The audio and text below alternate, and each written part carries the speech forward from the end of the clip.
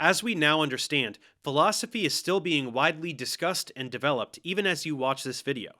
Now we will present some more perspectives of recent debates in epistemology, philosophy of perception, and related areas which directly interface with contemporary scientific research. Let's begin with John McDowell, who is called a post-analytical thinker who developed a Wittgensteinian conception of language and epistemology akin to Sellers, toward a non-reductive naturalism in the vein of Gadamer, where we passively experience reality but actively conceptualize it as a cultural second nature.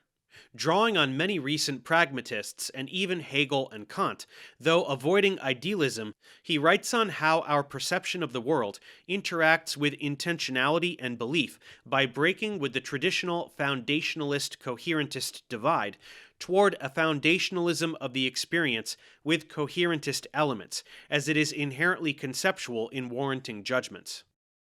Another epistemological naturalist is Alvin Goldman, who developed a response to the Gettier challenge, focusing on the reliability of the cognitive processes involved in belief formation.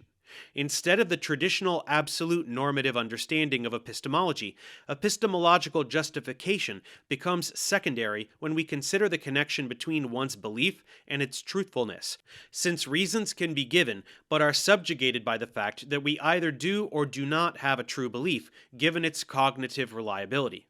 Goldman generated another recent epistemological standpoint of virtue epistemology, developed contemporarily by Ernest Sosa.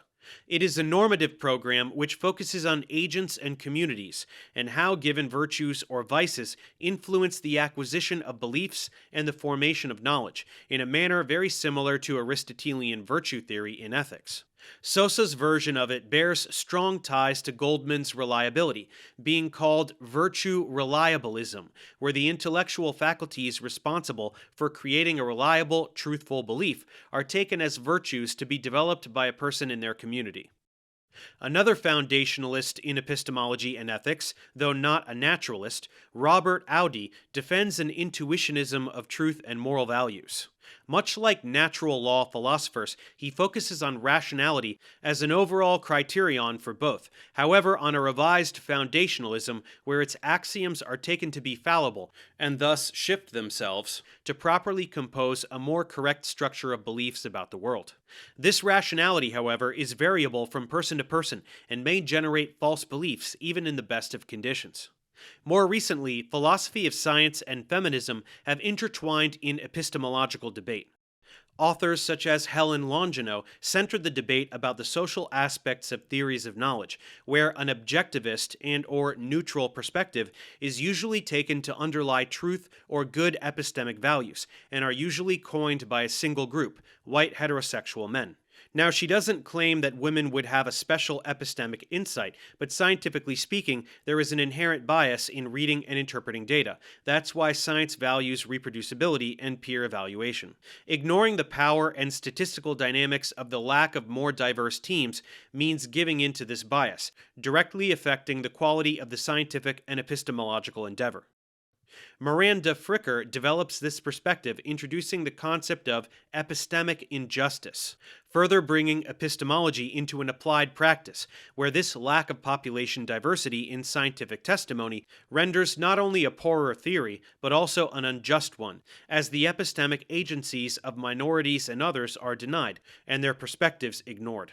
Susan Hawke, another who attempts to conciliate foundationalism and coherentism through her foundherentism, disagrees with the importance of feminist epistemology in favor of traditional objectiveness, claiming women's scientific perspective has no bearing on truth. Her own conception arises as a criticism to analytic and pragmatic theories toward an understanding of the foundation of knowledge as empirical evidence, and how we interconnect and correct them as we proceed in finding truth through its coherentist aspect.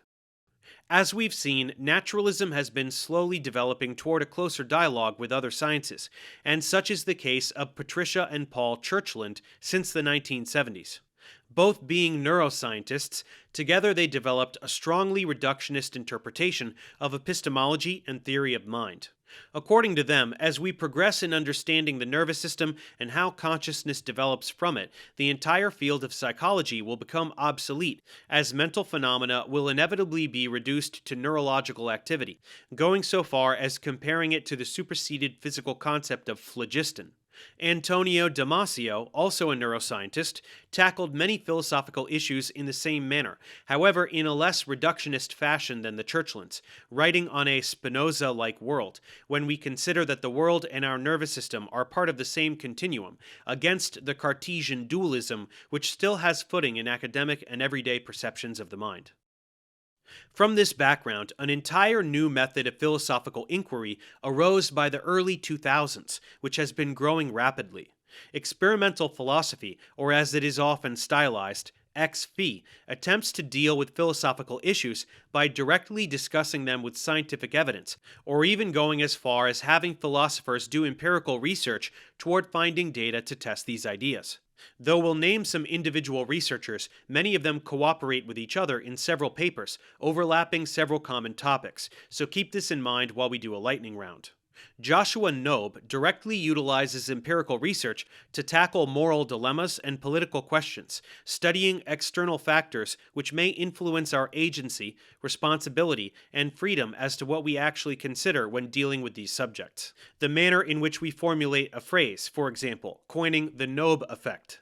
Jonathan Haidt as well, focusing on the ethical and political sphere with social intuitionism, claiming that our moral judgments are but a reflection of our physiological and cultural biases, much like a dog wags its tail when it's happy. Both our ethical and political positions are predominantly influenced by our gut reactions rather than our rationality, and external elements such as disgust may alter them without us knowing.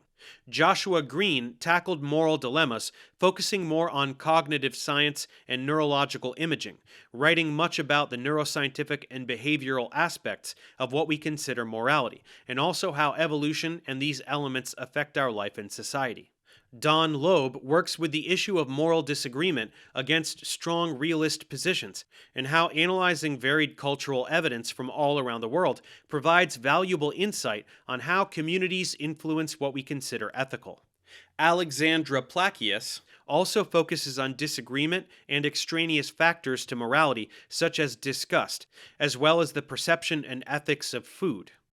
Mark Alfano tackles virtue theories criticizing strong notions of character, given wide data on situationist psychology, where the specifics of a situation influence one's action much more than theoretical virtues or enduring traits.